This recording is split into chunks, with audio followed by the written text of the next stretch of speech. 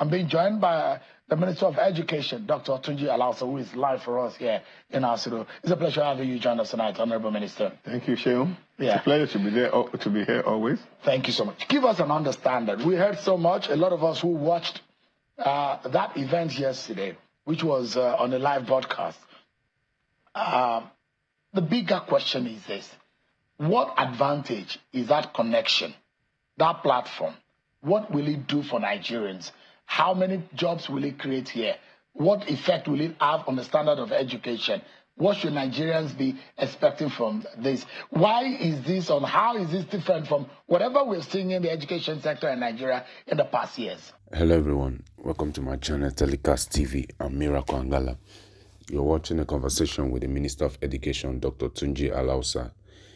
Is the Nigerian educational system under President Tinubu'S administration the best? Endeavor to watch to the end. Don't forget to hit the notification bell, subscribe, like, comment, and share your thoughts. Don't miss trending videos. Thank you. A lot of advantages that it will have on the education system. The significant transformation that's gone into our education system in the last 12 to 18 months, we're beginning to see a lot of positive results. But before I come to your question, let me just vindicate the reporting you just did by the NSA on security situation in the country. President Bola Tinubu is delivering for Nigeria and is delivering big time. The president campaigned on so many things, and we're seeing the president meeting his promises to Nigerians. Now, fuel subsidy gone, foreign exchange arbitrage gone, security significantly better all over the country. Farmers are gone back to farm. We're seeing bumper harvest. Food prices are going down, and they remain at those low, at those reduced prices. Extensive infrastructure going on across the country, and for the first time since 1925 or so, we now have a tax code that will ensure more money comes to the coffer of the government. As the government gets more money, the federal government gets more money, the state gets more money, and the local government get money. What would that lead to? Significant improvement in infrastructure, human capital development, better quality of life. So, this president is delivering. This president has so much passion to improve this country, and we've seen it. The country is fundamentally changed for better and in a sustainable manner. Now, let me now answer your question. Hold on, Minister, before you get into it, there are those who have described this government as theoretical professionals without practical evidence. What are you talking about? There are laws who say there's the policy framework and the theory about it. Yeah, but what are the reel out evidence? Every single sector for you now. People just are blind. They don't. Let's get out of this political rhetorics. Let's see the fact. We're seeing it. The country is much better. It's more safer. There's increased prosperity in the country. I'm telling you. Our macroeconomic indicators are much better. I didn't make it. The president did not make it. Look at our GDP growth. Look at the report that came out from the National Bureau of Statistics, that those reports are subjected to international standards. Goldman Sachs, everybody, those are the reports they look and comb through every time. More increased, significant improvement in agriculture. We now have more agriculture contributing more to the GDP than oil sector. Look at the infrastructure development. Look at all the safety net program, the money the president is dedicated, the significant budgetary allocation to health, education, social protection, infrastructure, security. So let's face it. I know you're an empirical analyzer and you're a scholar. You're coming from that sector, and it's easy for you to look at things in a more didactic and in a more empirically fact-based scenario. But, Minister, it is not a fact that this government, when it got into office, plunged Nigeria into those indices that are negative. And yes, the figures are getting better in the last 1 year. Okay. But what about the fact that have we forgotten that this government plunged Nigeria into all of the rates that we are seeing economic-wise? Shem, with all due respect to you, what you just said, absolutely false. Okay. the country was on the verge of bankruptcy. This president literally saved this country from bankruptcy. Look at it. I'll give you in a more microcosmic picture. We're spending money that we did not have, subsidizing fuel subsidy to the tune of almost $1.2 billion a month. Foreign exchange subsidy of almost $500 million a month. We're borrowing this money. All significant amount of it had been leveraged by frontier selling those or getting those money resources in. Now, look at yourself, look at your household today. If you had to if you were using your credit card to pay your electricity bill, to buy your foodstuff, to pay your rent, and the money you were getting in every month is not enough to even service the interest on those credit cards, what will happen to you? Month over month, you get deeper and deeper and deeper. And this president decided that he would take those difficult decisions so that it's like taking short-term pain for long-term benefit. And that's what we're seeing. Now investors are coming in. There was significant capital flight from the country. No one was investing. Now it's changed. People are coming, and as you see president travel all across the country that is going to, this is a different way of government conducting businesses. President will go, make sure these are deliverable. He uses its big political will to get those investors to come in. And that's what we're seeing. Things have changed dramatically in this country. But people, the naysayers will never see it. But guess what?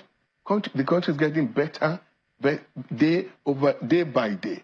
And now the tunnel is not too far. We're seeing the light. Things are better.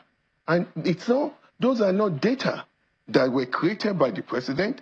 These are data, international data that are validated. And for you to have a sustainable development, month over month, year over year, people have to trust. Investors must trust your economic fundamentals. They knew before that we're subsidizing a forex exchange. We didn't see the value today. Naira. If you go to South Korea currency at exchange for 1,500 to $1 for so many decades, it's still like that. Naira is still like that with the last stability of a foreign exchange in the last 18 months. Yeah. Stable. But guess what? If you now look at the PPL, the price parity ratio of Naira, today, from Naira being overvalued when the president came in, today, local economists, Naira is now undervalued. So this is phenomenal improvement. Dr. Alausa, Dr. Alausa, if we get into economic analysis, a bit of my area of expertise is political economics. So we might need 3 hours to get into it. Let's go but it's education that we are here for. But I'm not a blind Nigerian, and I see when things are improving. Give it to this government. In terms of GDP growth, when this government came into power, GDP growth was around 2.9%, but it's projected to be around 4.17%. Yes. What everybody can see clearly. There are a lot of people who say, yes, the decision of the president to decide on scrapping fuel subsidy, politically right. But what are the buffers that we should have given us? Because you know what that decision did to us? It plunged inflation, food inflation went up, transportation costs went up. Minister, do you know what a lot of things, what that also costs? The average spending capital and the capability of average Nigerian drop because of these indices that have changed. And if you go on and on, you see all of these indices that have been highly impacted, and all the indices went into the red. Yes, things are improving, and we've seen some of the indices in areas, and there are significant areas that this government needs to look at in fixing. But economics is not why we're here. Education is why we're here.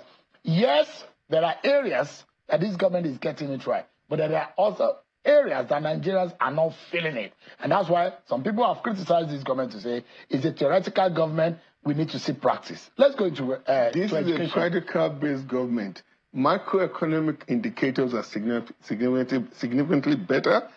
Before you get microeconomic indicators better, this is just the way things are. Once you have the hopes, I just pray that the hope that this government preaches is actually going to be realized. It's because being realized already. There are millions of hopeless Nigerians out there, not because they want to be hopeless, but just because the economy has drastically been impacted by the policy of this government. How you're going to turn that around is what Nigerians are waiting for. We have less than a year and a half, just about a year and a half to get that done. We're turning it around. Let me talk about education. How the significant improvements that have happened in the education sector. And this is one area. Go to health, go to social protection. I can talk and talk, but I don't want us to derail on the key thing. You've answered, you've asked a big question on Bridge that we launched yesterday. Bridge is bridging research, innovation, development, and global engagement. This is the first time in the history of the country that we're tapping into the vast resource of our diaspora population there. You know, Nigerians, we excel everywhere in the world. Go to anywhere, we excel. Now, this is a coordinated, technological-based platform that we're using to connect our diaspora professionals with our local tertiary institutions, our universities, our polytechnics, our colleges of education, and our research institutions. So what Bridge does is that the professionals abroad will go, register, put their areas of interest, their specialties, they get vetted, they will tell us how they want to support our tertiary institutions and our research institutions locally. It's an area of manpower development, curriculum review, co-creation of lectures, or in areas of research. Once they show that, on the back end of the platform, the universities and the polytechnics and college of education and research institutions would have registered the areas of need. We're using technology to now match and connect. And now, this is different. There are several areas they can now decide. You could do virtual lecturing. And we saw that yesterday. We saw at the launch, students at University of Jos were being lectured from South Carolina. This is opening up the global space. So just for a moment, yeah. Let's get it. And it's getting exciting, right? So let's imagine, and you lived an awful lot of years in the United States. And if you are a lecturer sitting, teaching what you know how to teach best in the area of medicine, so you could be a lecturer sitting in America, teaching students in the University of Abuja. Absolutely. That's what the Bridge is about to do. That's what it's doing. Yes. What about student exchange programs? Yes, it's not about students. Yes, of course, there'll be opportunities. As you co-mentor this, there's also going to mentorship. And now you now expose the student to the global opportunities that they can have. These diaspora professionals can give them exchange program in their local institutions, in their research institutions, wherever they are in the world. How many of these this is a game-changing initiative in the history of education in our country. And guess what? This is the mandate that President Bola Ahmed has given us as minister, that we need to reintegrate the diaspora professional into the country. They don't need to come physically. They don't need to come and live here. He wants them to come and live here, as they continue to create opportunities for tens of thousands of diaspora professionals. But this is direct mandate from the president, and that's why we've quickly moved to actualize his mandate. As we're actualizing his mandate, his specific instructions on how he wants us to improve education in this country. You know, this president believes fervently and benevolently in human capital development. And when you're talking about human capital development, what are you talking about? Education, health, social protection. Education is the central piece of Minister, before we go too far, because I want our viewers to understand what this is. Yes, there will be room for improvement, but let's look at the advantage and the low-hanging fruit in all of this. I imagine, so it's going to be a choice of a student to pick which institution he wants to have an exchange or handshake with. Is that the situation? How can any student who is watching us tonight, how can they tap into it? How can they gain the knowledge and the exchange? Actually, university is institution based. Okay. The universities will decide these are the areas of gap. The federal universities. All universities is open to all private, state, everybody and in the country, every institution in the country, private, state, and federal. Universities, polytechnic, colleges of education, and research institutions. This is big. Now, these universities will show they've done their own gap analysis. As of yesterday when we were launching, over 150 institutions are already registered. They're on board. On board. On the bridge, on the bridge platform, on the tech platform. What is the bridge platform? What is it? What's the website? It's a bridge, www.bridge.ng.ng. That's the bridge. That's it. I mean, if you can pull it up, anybody, I like to see what the platform looks like, and let's show our viewers. And I see that there's been a back-end dashboard, data from 11 states already, which I would also like to show our viewers. Because I want people tonight to be able to have so that your government will no longer be called a theoretical government. Let us see the practicality of what you're talking about. So in that sense, that's the website. Okay, it's www.thediaspora-bridge.ng. www.diaspora-bridge.ng. Let us put up that platform, and let's see how much of benefit this can be for Nigerians. So the university decide, they get into the platform, and they see the requisites or the relevant courses and the lecturers from that. Have you picked the university specifically from abroad? No, students, professionals are using where they lecture and the individual capacity as diaspora professionals to register. So let me walk you through again. For instance, I'm a kidney specialist. I want to lecture, I want to do simulation for medical students at the University of Ilorin. I want to come. And you are based in? And I'm based in Chicago. In Chicago. Okay. I will go there, put all my demographic, put my qualification, MBBS, attending consultant, internal medicine, nephrology. This is where I work. This is the time I want. This is the kind of volunteerism I want to do. I want to come to Nigeria to spend 3 weeks, or I want to do virtual lecture, or I want to engage in research. So my specialty is to do renal physiology. University of Ilorin might need a lecturer to lecture those medical students in renal physiology, and I'll tell them, okay, I'll take them virtually. I'll commit to set time. I'll give you 2 hours lecture every week or 2 times a week. So we'll virtually, I'll sit the student, lecture them on that platform. And we've also deployed as part of using the learning management system that we're using with TechFund, platform. For anyone watching right now, I think it's good for you to jump on. I hope that this platform doesn't crash tonight, as much as people are going. I like my producers. I wish I could manipulate it from here, but I like my producers to punch on some of the icons on the drop down so that people can be able to relate and see how this works. Put it on one angle of the screen as the minister speaks on this, because anything that I see that is good, as soon as I saw this, I put a call through you to say, Minister, can you come and talk about this tonight? And I imagine that a lot of people will benefit from it. And for a moment, I also love, I'm passionate about teaching. I've taught for 4 years before. I would love also to share knowledge. Can people from Nigeria, someone like me who's a professional, can I teach presentation, for example? Can I teach filmmaking? Can I teach media? People from Nigeria, someone like me who's a professional, can I teach presentation, for example? Can I teach filmmaking? Can I teach media? Absolutely. As I'm in Nigeria, I don't have to be in diaspora. You don't have to be in diaspora to participate on the bridge, to use the bridge in a platform. This is just to expand capacity to our tertiary institutions and to get the best education to our citizens. What we've started with STEM: science, technology, engineering, mathematics, and medical sciences, STEM with 2M.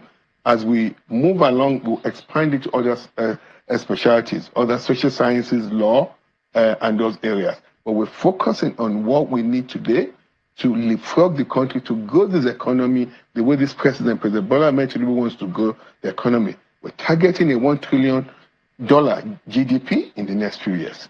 We need to provide the kind of knowledge, the kind of skill set this country needs to move ahead. We're moving our country from a resource-based economy to a knowledge-based economy. That is the way of the future. With the diaspora bridge partners, I mean, I don't know what you call them now. You call them, what do you call them? Those are the volunteers. Yeah, they're Are they going to volunteers. be paid? No, they're not going to be paid. They're volunteers. But this is the real thing we've put right. We've put government sincerity. We're deploying the might of government sincerity to tell everybody that this government, when we make promises, we mean those. When President Bola makes you make promises, he never makes fake promises. He means it. He meets those promises with actions. What we've done now, if you're coming as a diasporan from abroad, we need you to give us at least 3 weeks. The government will pay your flight, will pay your logistic while you're here, feeding, accommodation, transportation, we'll do that. We'll provide all those logistics for you, free by the government. The only thing we won't pay you is stipend because you don't need it. You want to come and contribute to development of your country. And as I travel far to meet this diaspora association, I see the urge. They want to come. We want to come. They've tried, multiple governments have tried to do this. This is the first time we're making it reality. This is another landmark achievement by President Bola Tinubu. A lot of things that previous governments have tried that never came to reality. We're seeing this come into fruition. A lot of things are changing. So this Diaspora Bridge initiative will cover every sector in STEM, and we will advance it later. We've gotten a lot of enthusiasm. People, if you came to where it was launched yesterday, literally almost 600 or 800 people came from the diaspora. How many so far have registered? Oh, I couldn't tell you. People are registering every minute. But I can tell you, as of yesterday, before we launched, 150 tertiary institutions in Nigeria have registered to use the platform. Right. They've done their needs assessment. They know where the areas of need that they want this diaspora professional to help them. And let me also reiterate what you've just asked. Can people locally who want to contribute help other institutions use the platform? Absolutely, yes. All right, fantastic. My major concern here is that all of this infrastructure, all of this initiative will rely so much on the digital and internet infrastructure. And we know what is going on. We know the penetration, internet penetration in Nigeria. We know that some of their classrooms, there are no chairs, there are no blackboards, there are no electricity. Are you fixing those infrastructure first? Let me tell you, this is a government. We're connected. This is one government. We're running a one government approach. Everything is all connected. You need data to deliver this to the schools. And we also, I haven't even spoken to you about, I haven't talked about what we're doing with the live online lessons that we're going to be delivering to primary schools, junior secondary schools, and senior secondary schools, to the remotest part of this country. We have best teachers in Abuja that will be teaching those courses, mathematics, English, arithmetic, chemistry, physics, biology. But you have to deliver this real data. You can't expect somebody in the rural part of the country to pay for this data. So what have we done as a government? We're using what is called ISP, Internet Exchange Point. The infrastructures are there all over the country. The government invested heavily on it, but now we've gotten an EdTech company. What that company is working on for us now, we have an MOU that we're going to be signing soon.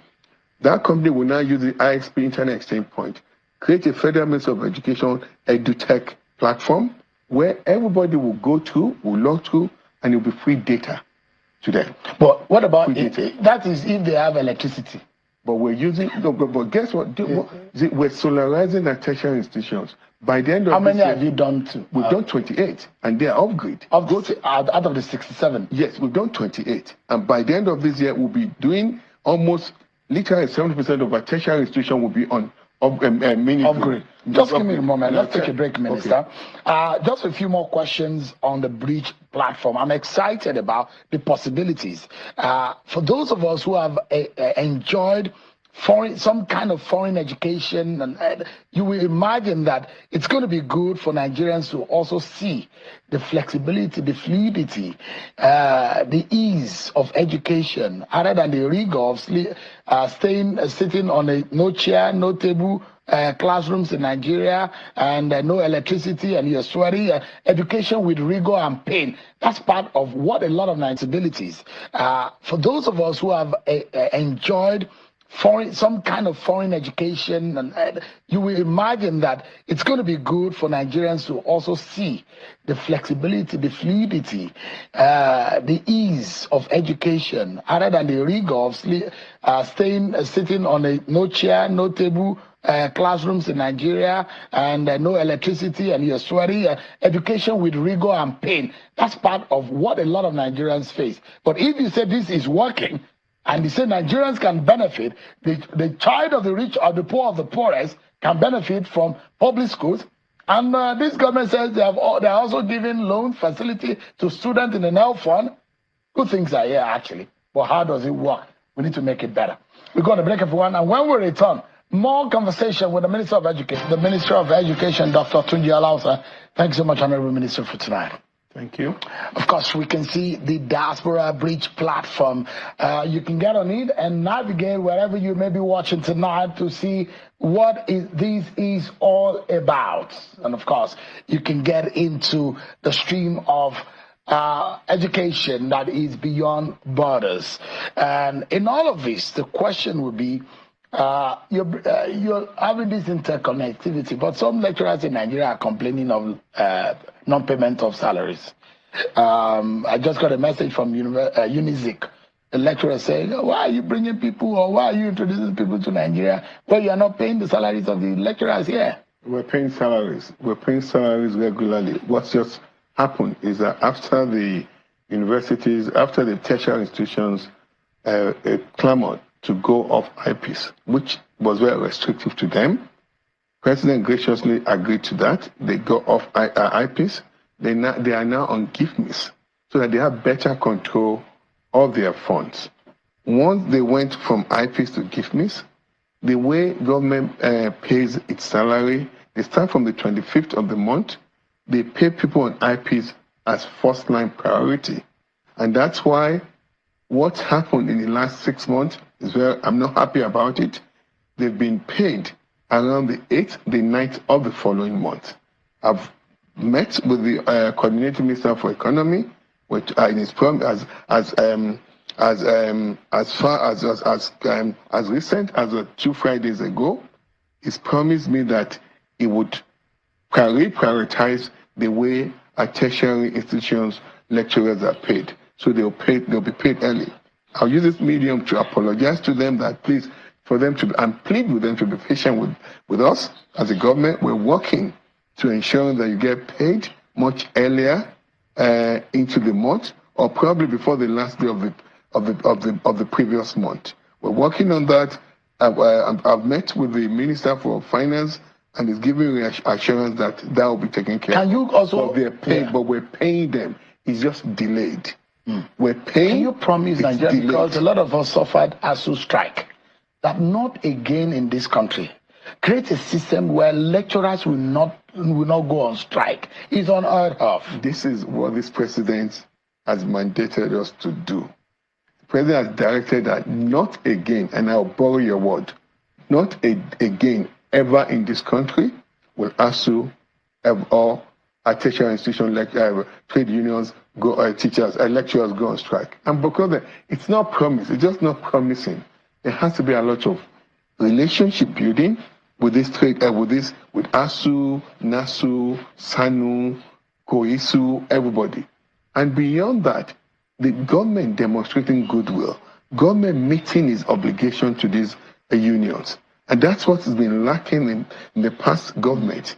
They sit with this union, they're very good people. They sit, they agree, they go and say, tell us when you're going to implement this. But over the years, government will just renege on those agreements. But that's not what we're doing now. We're talking with them actively.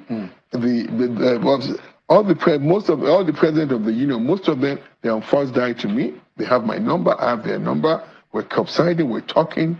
Even when people carry fake news of ASU being on strike, which they've never intended to go on strike lately, we haven't met all their requests, but we're working assiduously to meeting those requests. Minister, let's talk about the reforms that you promise within the education sector. Our classrooms, the performance of school, because part of what he said will happen with the Diaspora Bridge is that it will increase the world ranking of Nigeria. And Nigeria's ranking is very poor at the moment in terms of classroom administration, quality of education. What do we know now? Now, you're very correct. If you go to 30 years ago, 40 years ago, several Nigerian public universities were ranked in the top 100 universities in the world. Now, in the last 10 decades, none. What we're now working on is to ensure that we reclaim those kind of achievement back. We're pushing and working with the universities. They're pushing them really hard. We've deployed better transparency and governance. They're reporting their data now, the student enrollment, their fund allocation, their research papers, the endowment. Those are some of the things that you need to be ranked. And also, we're also improving the quality of education delivery. I told you for the first time, we've mandated all tertiary institutions to deploy the learning management system, the number one learning management system in the world, and I've put a deterrence to that. If they don't deploy it, their ICT, telephone ICT will be withheld. We've seen a lot of them deploying that. We're using technology. Part of it, we've also engaged NUC to really restructure the curriculum, the way they do the accreditation, to change from in-person teaching alone to blended teaching and online teaching. We're also pushing our university to open more access and do more of online teaching. We're improving with TED Fund. We've stopped training our lecturers outside the country. We're using those funds to train them locally. We've identified 28 Center of Excellence, 28 universities that are Center of Excellence in Nigeria now, including public and private universities. We're sending these elect faculty members to those institutions. Each of those universities that we've identified as Center of Excellence, they're good in unique areas. You might be very good in mechanical engineering. You might be very good in law. So that's where we're building capacity in those areas. So as we do this, on your dashboard. And I imagine that there is Harvard, there is MIT, and there is also there's Princeton. There is all of these top class universities, and they have their strength area. And one will wonder how you're going to be able to have this blend and achieve area focused improvement. But in your own dashboard, only 0.06% of classrooms across federal schools are considered usable. No, I wanted to show you those dashboards to demonstrate technology. Okay. Those data are not, the data here, they're not the correct data. We're still entering the data. Okay. But I wanted to show you this data today. For the first time in the history of our country, we now have a digital platform where our foundation, our primary school, junior secondary school, senior secondary data are now being entered digitally. This is on the cloud. Previously, what we call the annual school census are being manually collected across hundreds of thousands of our primary schools across the country. We've moved that quickly. In 11 states now, we're collecting this data digitally. I wanted to show you that we're moving. We're using technology. So from your office, on your own dashboard, you can see what is going on across the federal institutions. No. Actually, I'm talking about foundational level. Foundational level. Primary school. I can see to the world now. So this is the state. This is data from one state. But pardon me, Nigerians, we're just still entering this data. I'm very excited about this technology-based platform because, like a president would say, if you don't use data, it's like you're flying blind. So there is the data I saw evidence-based from data. Kaduna State. I see one from Kashia local government area.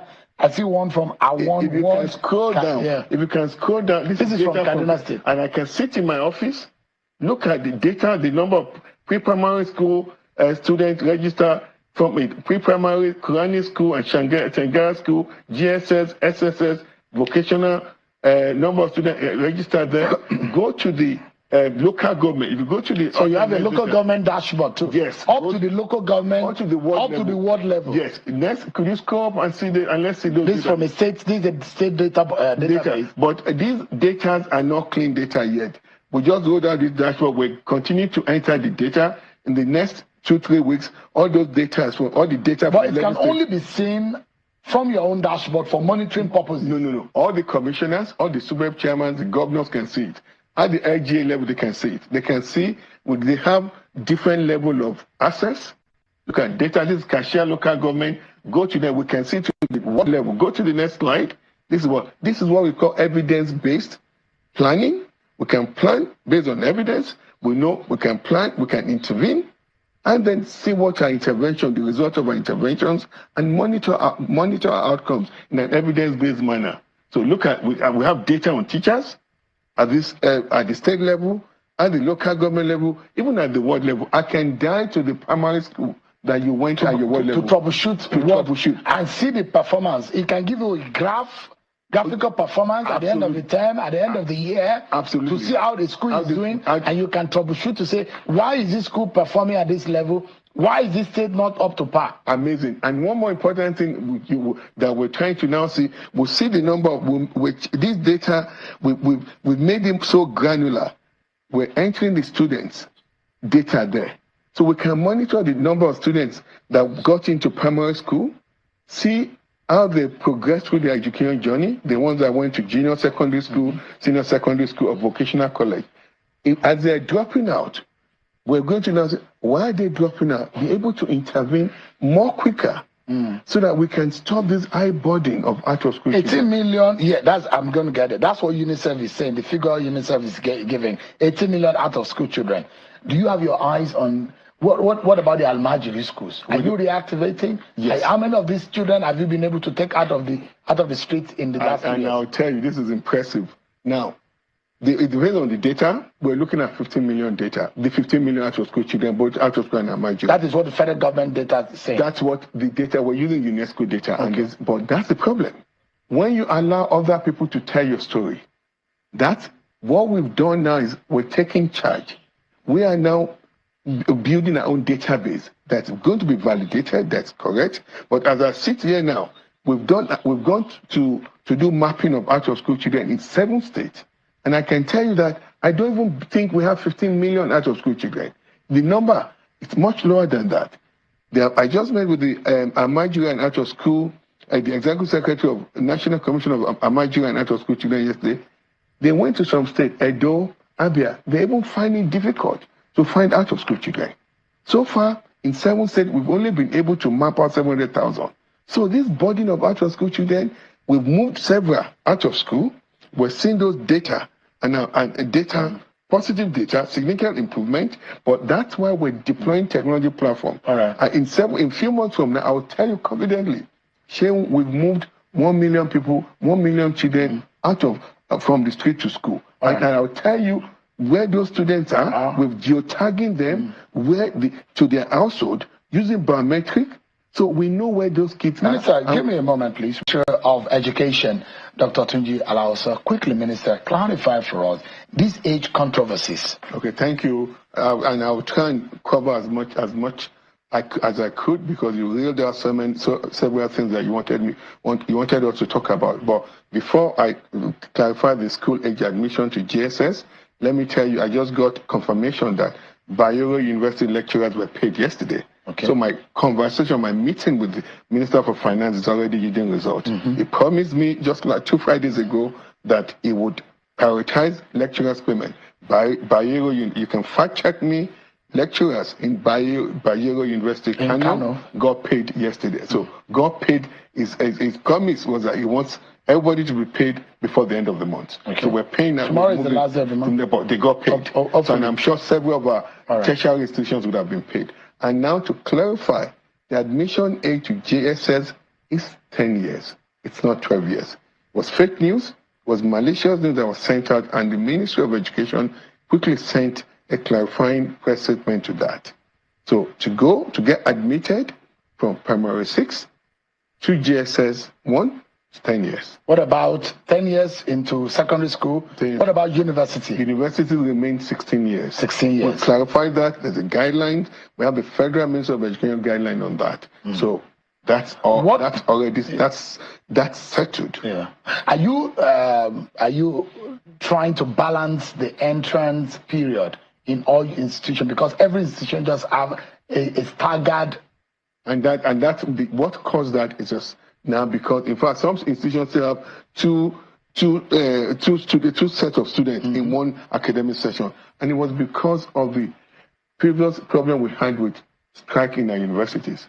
But since the last 24, 26 months, the country, our tertiary institutions have gone the longest without strike. Look back 10, 15 years, this is just not coincidence. This is what? The engagement, the way we've engaged our unions, our academic and non-academic unions. It's supposed to be October entry. That's when you enter into university. October, that's October usually. And are you trying to return all schools, all tertiary institutions to that? Absolutely. And that's what's happening now. As we've gone for 2 years now, with no strike, there's been significant balancing. In several of our universities, several of our other polytechnics and colleges of education. You need to come back. You need to come back. There's so much to talk about, but we're totally out of time. Thank you so much. It's good to see you again, Dr. Tunji Alausa, the Honorable Minister of Education. Thank you so much indeed for your time. And thank you everyone for watching. I'm Sean Okemale. God bless Nigeria.